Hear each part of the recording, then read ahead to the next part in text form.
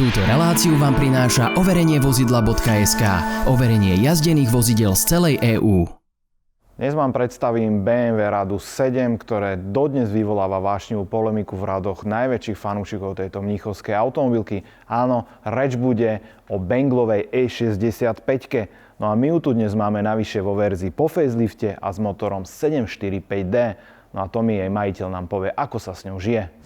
Takže vítam ťa v našom štúdiu, D1 Štúdio Senec, teda máš tu časť byť jeden z prvých, ktorý tu natáča. Ahoj, ďakujem, je to tu veľmi pekné. Ďakujem mi. Pozerám, že ty si došiel až z ďaleka, tak povedz, že odkiaľ? No, my sme až z východného Slovenska, zo Svidníka. No a povedz mi teda ty, že ja stále počúvam na toto auto rôzne názory a skôr také, že negatívne, lebo tí ľudia asi stále nerozdýchali ten dizajn tohto auta. Asi to bude tá najväčšia prekážka. Ty už máš faceliftovaný, ktorý je naozaj že objektívne krajší. Prečo si vlastne kúpil túto generáciu E65? Konkrétne k tomuto modelu som sa dostal od 730 D-čkovej, pred faceliftovej, ale keďže oni strašia s tými dízlami a tak ďalej, že nebudú, tak hovorím si... Tak si 8-valcový diesel kúpil. Chcel som to vyskúšať, kým je to možné, hej. Máme necelých 411 000 km, mám ho niečo tesne cez 2 roky.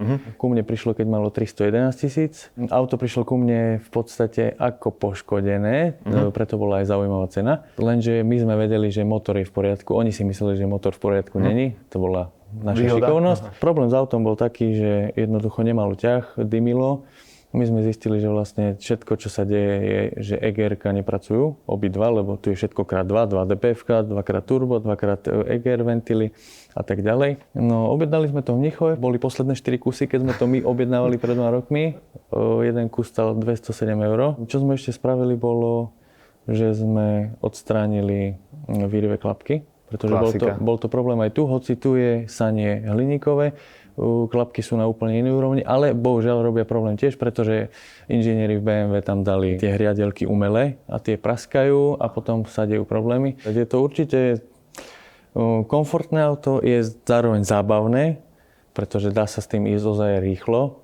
Aby som mohol aj rýchlo zabrzdiť, tak som si poriešil iné brzdy. To vidím, že toto je jak taký lietajúci tanier veľké. No oni majú v sérii vlastne 374 vpredu a 370 vzadu. Málo kto vie, že vlastne tie brzdy sú totožné s M5. Má ich iba M5 E60, E65 760 a táto dieselová verzia 745. Najväčšie, aké sa v tej dobe robili. Najväčšie, aké sa v tej dobe robili. Spotreba na tomto aute je mierne vyššia ako na 3 litry, ale myslím si, že na tie 2,3 tony zhruba a ten výkon 242 kW, 750 krúťací moment, je tu vlastne prevodovka ZF6 HP32, ktorá ako jediná znáša 1000 Nm od výroby. Tu je upravený EPROM, takže radí trošku inač, ale s meničom netreba nič robiť. Takže ja som s týmto autičkom nadmieru spokojný. Toto auto má také povesť komplikovaného. Prvýkrát sa tu použili optické siete, neviem čo. Napríklad optické siete, má si s nimi problém v tom aute? V tomto modeli nie, ale môj dobrý kamarát z Lučenca mal problém, prestalo mi z rádio. Takže tým pádom, klasika, začalo sa hľadať, kde je problém. Nakoniec sa zistilo, že bol problém v rádiovom a aj navigačnom module. Jednoducho doslúžili. Má to predsa len vek. Boh vie, ako sa predošlí majitelia správali k tomu. Tak. Ináč paradoxne to je presne to, čo mi hovoril aj majiteľ tej prvej E65, čo som mal na Volant TV, kde teda mal 745i. A tam presne išlo rádio a tieto veci postupne odchádzali. Bolo niečo na tomto aute také, že čo sa týka toho motora priamo, čo si skutočne že musel meniť a bolo to nákladné? Tak, pri týchto autách je asi nákladné všetko. Ja mám výhodu... Je to vlajková loď. Veľa si viem urobiť sám. Čo si neviem urobiť sám, mám fakt dobrých kamarátov, ktorí majú servisy, riešia BMWčko v Bratislave, Ondro Zápala, Motorsport, v Leviciach Igor Fojtík, v Prešove Rado Senderák a tak ďalej. Sú to fakt šikovní chlapci. A popri tom ešte mám k dispozícii aj kopu dielov, pretože tí známi, čo tieto autá majú a tie, čo sú na odpis, čo neoplatí sa ich opravovať, tak vlastne nám ostávajú diely a takto si to medzi sebou posúvame. Takže dá sa to. Asi najväčšia investícia momentálne, ktorá tu bola, tak boli tie EGR-ka. Plus nedávno som menil alternátor, odišiel mi, myslím, že pri 401 000, myslím, že to bolo 120 € použitý. Môj som si dal zrepasovať. Tie turba sú pôvodné? Turba pôvodné. DPF-ka pôvodné, streky pôvodné. Aj streky dokonca. Streky sú pôvodné. Dieselové motory, ktoré sa sem dávali, tie 8-valcové, to boli označenie M67, mali objem teda 4 litre a 4,5. I keď v skutočnosti to bolo, že 3,9 a 4,4. Tie výkony sa samozrejme líšili, či to bolo pred faceliftom alebo po facelifte a ten nárast tam bol naozaj značný. A čo je zaujímavé, tak tých 700 Nm, ktoré má tento motor, tak to bola najvyššia hodnota zo všetkých BMW, ktoré sa vtedy dávali. Vlastne 700 Nm nedosahoval ani ten 12-válec, ktorý tu bol. Takže naozaj je to asi taká dôstojná motorizácia pre toto auto. I keď aj tá 730D asi chodila celkom slušne. Keď porovnáš tieto dve auta, že radový 6-válec a ten V8, bol kultivovanejší ten radový 6-válec? Určite nie, toto je určite tichšie. Aj tá spotreba, hovorím, no treba s tým rátať, človek keď do toho ide, no tak nemôže čakať, že bude tankovať za... No koľko, no daj, zázračná spotreba je? Napríklad teraz som mal spotrebu cestou k tebe o nejakých 8 litrov. Po meste samozrejme okolo tých 10 to musíš počítať, ale keď cestujeme mimo mesta, je to v pohode. Takže ja sa hýbem okolo tých 9-10 litrov. Dával si aj robiť napríklad nejaký chip tuning? Skúšali sme iné mapy, chodilo to brutálne, lenže tie turba predsa len majú momentálne 411 000 necelých. Takže sme sa rozhodli tak, že dáme naspäť pôvodný software. Áno. A po výmene turb urobíme pôjde to hore. Takže možno sa dostaneš aj na limit tej prevodovky. Tak chcem ísť na limit. 500 koní a preto vlastne aj ten volant tak spravený, ako je spravený, 500 koní a 1000 Nm, tak to už máme otestované. S tým, že ostanú DPF-ka. A keď sme už prebrali tú technickú stránku, tak keď sa pozerám zvonka na to auto, tak vidím krásne kolesá. Ako je to jemne tak decentne upravené. Čiže to kolesa sa bavíme o čom, že? Výrobca? Je to Alpina, ale nebudeme si klamať, tieto kolesa nie sú originálne. Originál kolesa majú ventily na nafúkovanie schované v lúčoch, čiže treba dať dole pukličku. Áno. A tak sa človek dostane k tomu, aby mohol nafúkať koleso. Čiže dosť si ma namotivoval teraz, tak som veľmi zvedavý aj na ten mamutí krútiaci moment, ale aj celkovo, lebo E65 mám veľmi rád práve kvôli tomu komfortu, že voči predchodcovi E38 viacej pridala toho komfortu, toho ticha, toho pohodlia, čo bolo mimochodom vyčítané mnohými zákazníkmi, ale dnes vidíme, že to asi bol správny krok. Poďme sa teda previesť a vyskúšame si, ako to auto v praxi chodí. Bude mi potešením. No a sadíme na palube 745D generácie 65 a teraz prvú vec, čo som si hneď všimol, je ten brutálny komfort, to ticho. Ako, keby sme sa nebavili o tom, že toto je diesel pod prednou kapotou, tak ja neviem. Aj samotné to auto tak ako keby plávalo po tej ceste. Áno, to máme vlastne kvôli tomu EDC podvozku, tu je vlastne hydraulický podvozok aktívny. Okay. Momentálne máme komfort, môžeme si to kľudne preštelovať na šport. Do športu, ale už cítime aj ten športový, jak si prepol, že už toto, čo sú popri krajnici, také hrboly, tak je to cítiť reálne. Cítiš to, ako to preniesie na tú karosériu, vlastne na nohách, všade to cítiš, ale stále je to decentné, by som povedal. A keď budeš šoférovať, budeš to cítiť aj na volante, lebo on stuhne. No a teraz niečo k samotnej E65, tak vyrábala sa v rokoch 2001 až 2008. V roku 2005 prišiel facelift, to je teda ten, v ktorom my sedíme. A s tým faceliftom vlastne sa aj 740D zmenila na 745D. Teda je to ten modernejší motor, hlavne s vyšším zdvihovým objemom.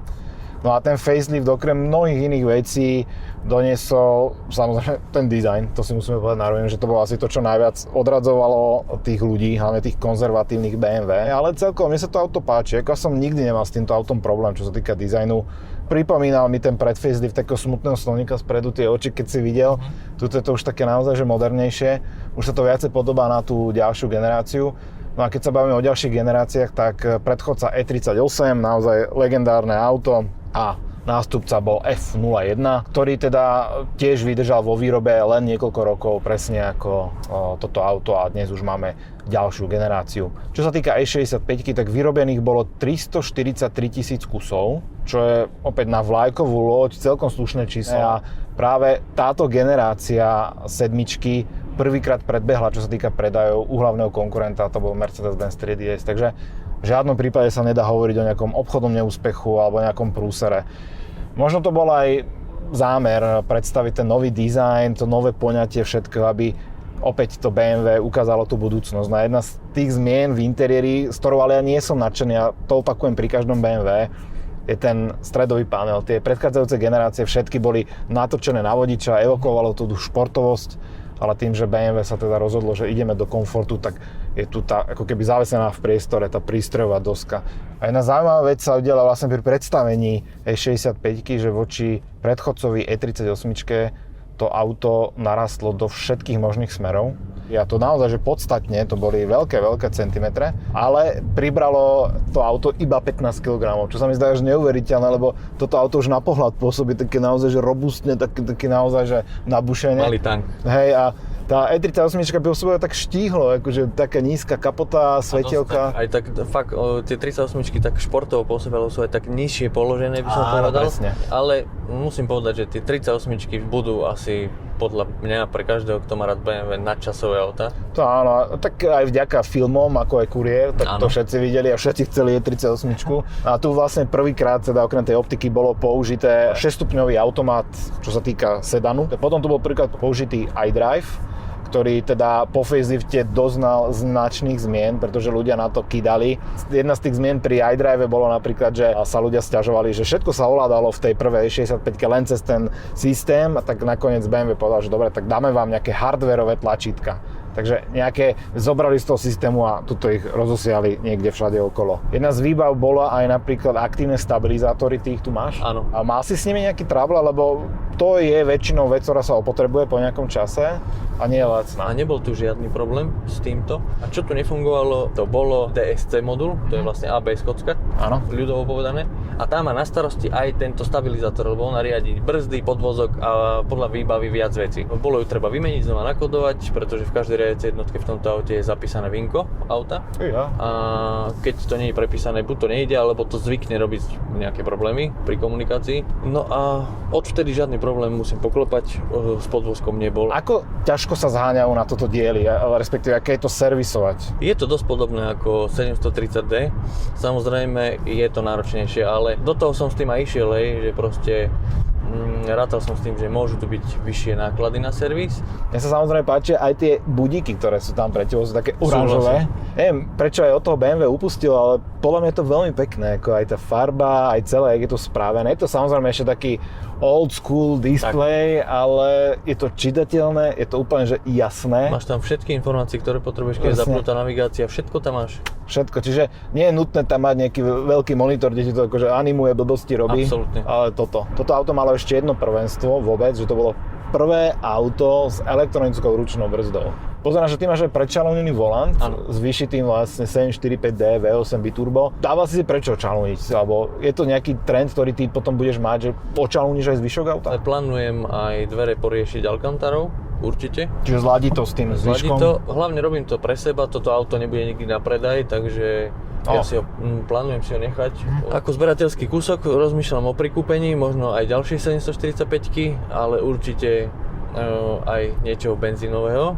A ty si mi zároveň aj zodpovedal tú moju otázku, že čo po tomto aute by si kúpil, respektíve, že čo si myslíš, že by ho mohlo nahradiť, lebo keď hovoríš, že na bežné vozenie, ako čo napríklad v tejto cene iné by bolo, akože je tu nejaká S-klasa možno?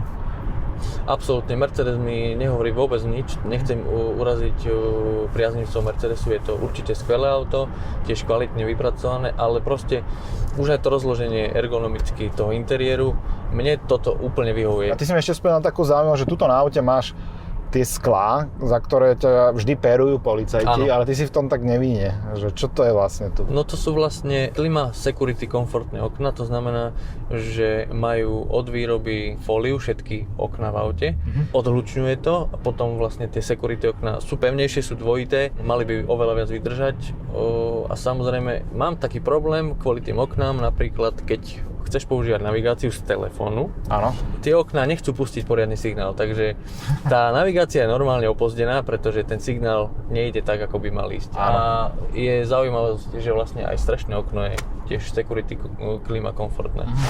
No a vymienili sme si pozície, ja sedím za volantom a musím uznať jednu vec, že to, čo vždy BMW vedelo, tak to vie aj tu, bez ohľadu na to natočenie prístrojky, že ten posed za volantom je naozaj výborný. No a my teraz vychádzame trošku mimo dediny, skúsim trošku viacej pridať a veľmi sa tak decentne zbiera, to ideme fakt, že tak toto je príjemné, to je taká lokomotíva, vieš, a hovoril si mi aj takú vec, že pokiaľ by sme zatiahli túto na streche ten tapacír, tak je to ešte tichšie. Úplne, nepočul by si nič. A tuto máme takú sériu zákruh desíček, samozrejme, že v rámci opatrnosti a normy. A Žiaden náklon to auto nemá, je to také, že... Kvôli tomu stabilizátoru. Hej, že fakt, wow. Že to môže byť niekde porovnateľné s tým systémom ABC od Mercedesu, čo tiež mal vlastne aktívny podvozok.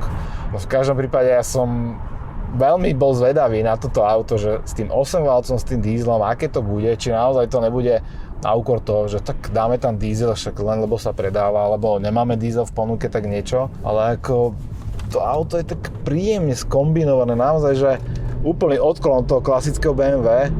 No v každom prípade ti veľmi pekne ďakujem za dnešnú ukážku tohto auta. To BMW je mi veľmi sympatické mnohými vecami a predtým, než som vyskúšal prvýkrát tú E65, tak som sa naozaj tak bál trocha, že či predsa len to BMW nepôjde tým smerom, ktorým by nemalo, ale táto E65 mne naozaj sedí. Nechcem hodnotiť tie detské nemoci, ktoré malo. Každé auto má.